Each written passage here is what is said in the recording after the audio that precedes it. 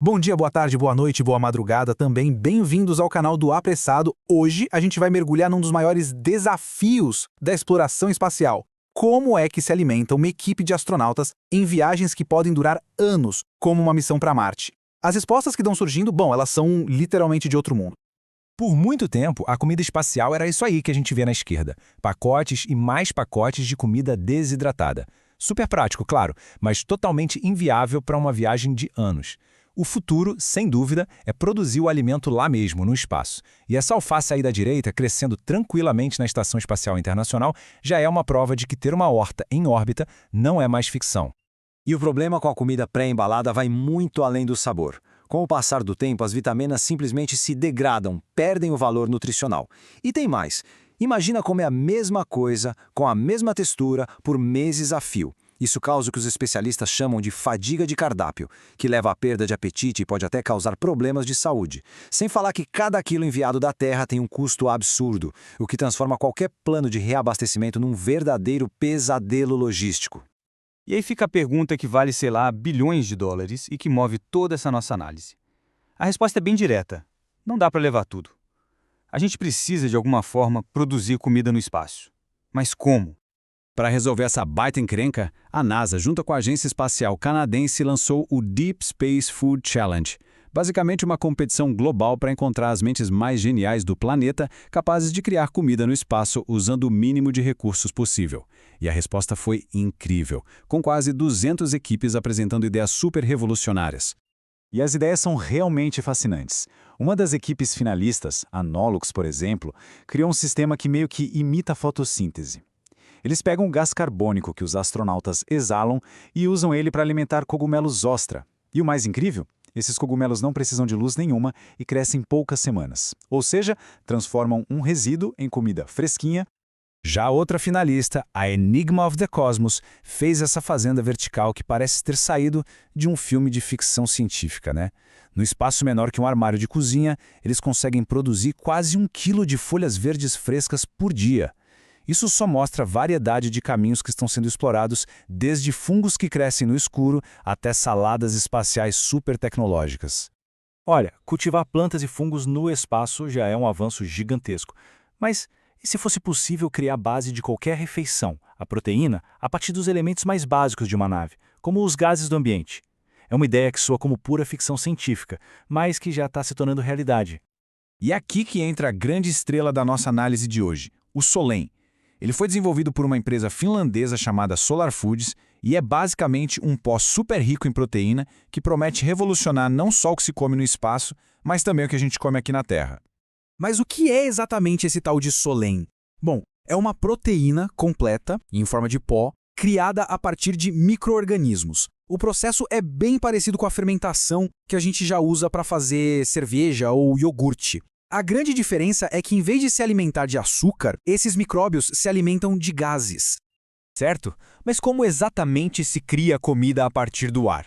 A ciência por trás do Solen é onde a coisa fica realmente impressionante, porque ela revela um ciclo de produção que é quase perfeitamente autossustentável. O processo todo começa com a eletrólise da água. É um nome complicado para algo simples. A gente passa eletricidade na água e ela se quebra em hidrogênio e oxigênio. Depois, os micro-organismos são alimentados com dióxido de carbono, aquele mesmo que os astronautas soltam na respiração, e com o hidrogênio que a gente acabou de extrair. Mas eles ainda precisam de um último ingrediente fundamental, o nitrogênio. Ok, carbono vindo do ar, hidrogênio vindo da água. Até aqui, tudo bem.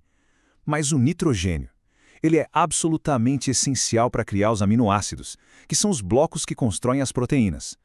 Num sistema fechado como uma nave ou uma base em Marte, de onde viria uma fonte constante e renovável de nitrogênio? E aqui vem a parte genial e, vamos combinar, um pouco surpreendente. A fonte de nitrogênio é a urina da própria tripulação. Isso porque a urina é rica em ureia, que é um composto cheio de nitrogênio. Com isso, o ciclo se fecha perfeitamente. Elementos que o corpo humano expele são reaproveitados para criar comida nova. É o sistema de reciclagem definitivo. Pessoal, se estiverem gostando, por favor, compartilhem o canal e deem um like, ajuda muito. E os heróis microscópicos por trás de todo esse processo são as chamadas bactérias oxidantes de hidrogênio. Não precisa se assustar com o nome, viu?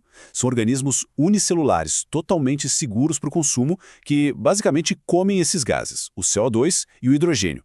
E através do metabolismo natural deles, produzem tudo o que a gente precisa: aminoácidos, vitaminas, carboidratos e gorduras. E qual é o resultado final? Como dá para ver nesse gráfico, o sólen é uma verdadeira potência nutricional.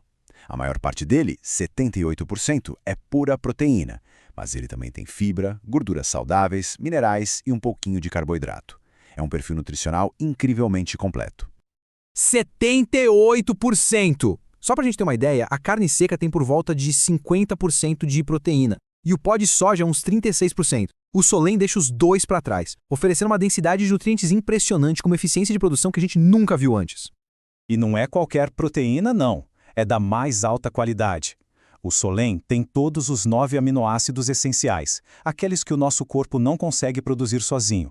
Além disso, é uma ótima fonte de ferro e de vitamina B12, um nutriente super importante e difícil de achar fora de fontes animais. E as gorduras que ele tem são, na maioria, as insaturadas, que são as mais saudáveis. Certo, a gente já viu que a ciência é incrível e os números são impressionantes. Mas a pergunta que não quer calar é: e o gosto? Como é isso?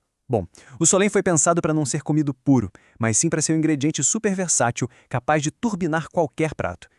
E a prova da versatilidade dele tá aqui. Isso é um sorvete feito com Solen. Como ele é um pó com um sabor bem suave, quase neutro, dá para adicionar em praticamente qualquer coisa, de shakes, massas e pães, até sobremesas, para aumentar o valor proteico sem mudar o gosto original da comida. É um ingrediente funcional, feito para se misturar na cozinha. E é nesse ponto que a história toda cresce e fica ainda mais interessante. Embora o Solen tenha nascido com o espaço na cabeça, o potencial dessa tecnologia aqui na Terra é simplesmente gigantesco. As inovações que a gente cria para o espaço profundo podem, e muito provavelmente terão, um impacto enorme aqui no nosso próprio planeta. Vamos colocar lado a lado para a gente entender o tamanho da revolução. A agricultura tradicional precisa de áreas gigantescas de terra, de quantidades absurdas de água e muitas vezes usa agrotóxicos, além de contribuir para a emissão de gases do efeito estufa. Já a produção do Solen acontece em bioreatores que podem ser instalados em qualquer lugar, não dependem do clima, usam uma fração mínima da água e são totalmente sustentáveis. É uma mudança radical na forma de produzir alimento. Pensem só no que isso significa. A gente poderia produzir proteína de alta qualidade em desertos, em regiões congeladas, no meio de cidades verticais, tudo isso sem depender da agricultura tradicional. Essa tecnologia não é só uma solução para alimentar astronautas, ela é uma esperança real para a segurança alimentar aqui na Terra, criando uma fonte de proteína sustentável para alimentar as quase 10 bilhões de pessoas que seremos até 2050. E isso nos deixa com uma pergunta final que é bem poderosa. Será que a mesma genialidade que estamos usando para nos mantermos vivos em outros planetas pode ser a solução para um dos nossos problemas mais antigos e persistentes aqui em casa? A tecnologia mostra que é possível. O próximo grande desafio vai ser implementar isso em escala global. A resposta ainda está sendo escrita, mas a possibilidade, sem dúvida, é inspiradora. E quem nos acompanha, o que acha dessa tecnologia? Comeria um alimento feito a partir do ar e de outros elementos reciclados? Dê sua opinião nos comentários.